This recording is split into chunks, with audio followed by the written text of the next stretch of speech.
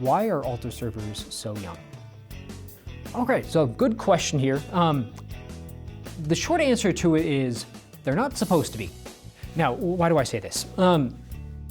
Throughout the centuries that the church has existed, altar servers are actually a fairly recent phenomenon. Because altar servers actually aren't the desired thing, even now.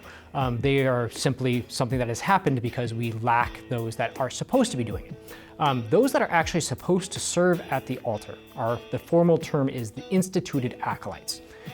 In the past, prior to about 1983, there was actually a progression that would take place as a person was becoming a priest. They would go through what were called the minor orders, there was 5 of those, and then they would enter into the major orders, there was 2 of those. And so as you went along, you were gradually growing and entering more deeply into this idea of becoming a priest. And so the 4th of the minor orders was acolyte, what we would call altar server. And so they were actually supposed to be preparing for the priesthood. They were supposed to be preparing to be priests. And I think that's a very important thing to keep in mind here, because it's not just altar servers as functionaries. They're supposed to be doing something. They're supposed to be preparing to offer sacrifice, specifically the sacrifice of Christ. And one of the ways they did this was that actually the altar server, prior to the 1965, prior to 1965, the altar server was actually the one that represented the people.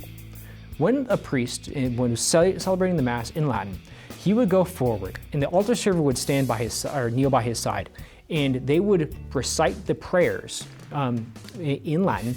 And the altar server was responsible for praying for all the people. And so when the priest did his, the Confiteor, the I confess to Almighty God, and to you, brothers and sisters, he would actually be speaking to the altar server, because the altar server was supposed to represent everyone else in the congregation. And then the altar server, speaking on behalf of the congregation, would respond to the priest. So in a sense, the acolyte, the altar server, was supposed to be someone that knew Latin, was able to understand what they were doing, and be a representative on the part of the people.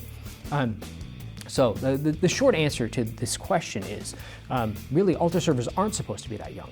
They probably would have been, throughout the centuries of the church, mid-teens, maybe early 20s, as people were preparing to enter into the priesthood. Usually men would become priests at the age of 25.